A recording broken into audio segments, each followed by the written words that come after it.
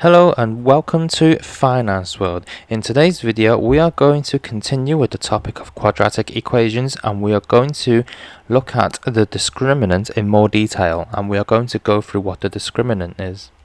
Okay, in the last video we discovered that for any quadratic equation of the form ax squared plus bx plus c is equal to 0 can actually be solved, and they have the following solutions. X is equal to minus b plus or minus the square root of b squared minus 4ac all divided by 2a. And let us go through this with an example. So let's first solve the following quadratic equation using this quadratic formula. We are now presented with 3x squared plus 7x plus 4 is equal to 0. Okay, this means that a is equal to 3, b is equal to 7, and c is equal to 4. That means if we plug in these numbers into the quadratic formula, we have x is equal to minus 7 plus or minus the square root of 7 squared minus 4 times 3 times 4 all divided by 2 times 3. And when you work this out, you actually end up with minus 7 divided by 6 plus or minus 1 divided by 6, and they are your two solutions where that equation is equal to 0.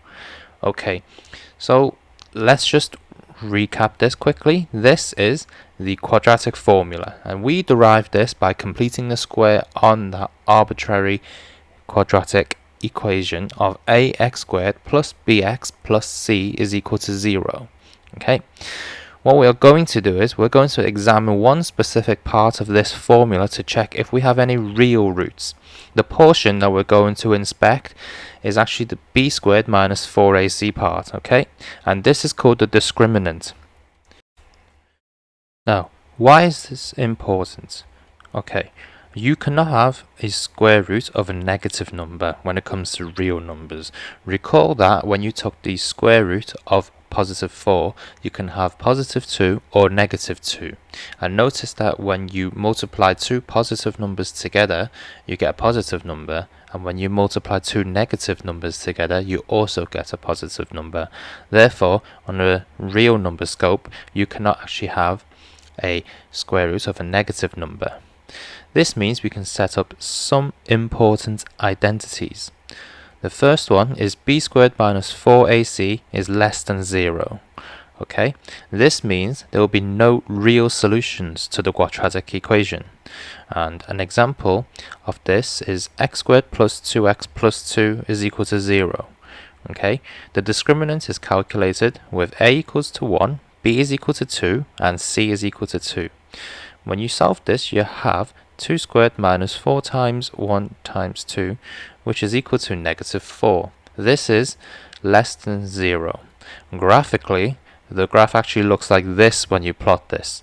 Therefore, as you can see, the graph actually does not cross the horizontal x-axis. This is why you have no solutions to x squared plus 2x plus 2 is equal to 0. Okay. What happens when we have b squared minus 4ac is exactly equal to 0? Okay, since the square root of 0 only has one solution, that is 0.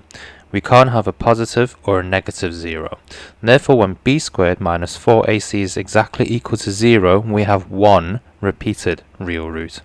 Okay, an example of this is when x squared minus 4x plus 4 is equal to 0.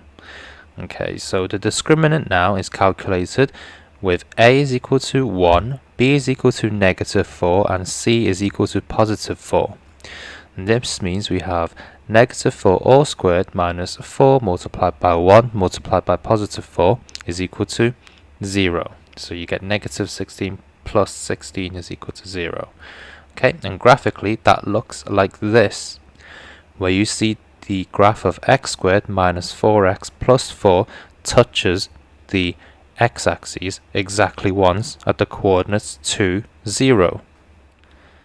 Okay. Now, the final case we have is when b squared minus 4ac is greater than 0.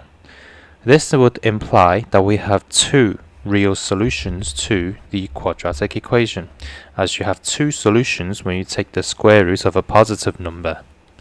Okay, an example of this is x squared plus 5x plus 6 is equal to 0.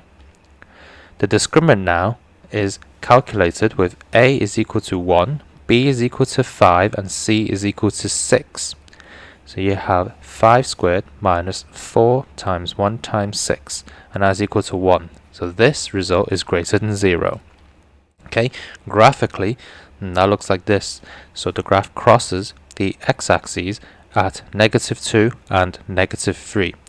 You may recall that we solved this problem earlier with factorization. So we had x plus 2 multiplied by x plus 3 is equal to 0. Okay, so we can summarize this in the three cases that we highlighted. The first case is when b squared minus 4ac is less than 0. There are no real roots to the graph crossing the x-axis. The second case is b squared minus 4ac is equal to 0.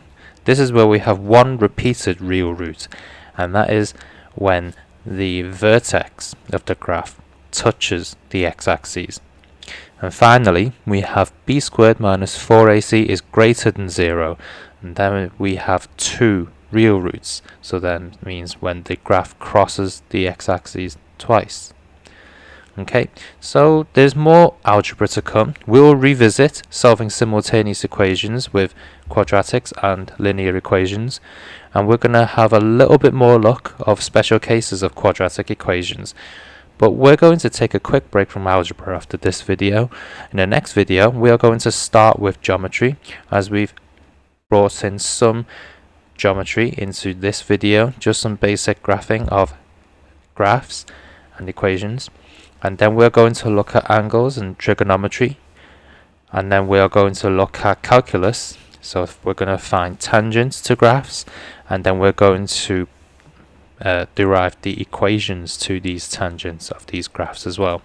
Okay, so if you like this content, please like and subscribe, or if you have a comment on the concepts that we discussed in this video, please leave a comment down below and we can discuss this further.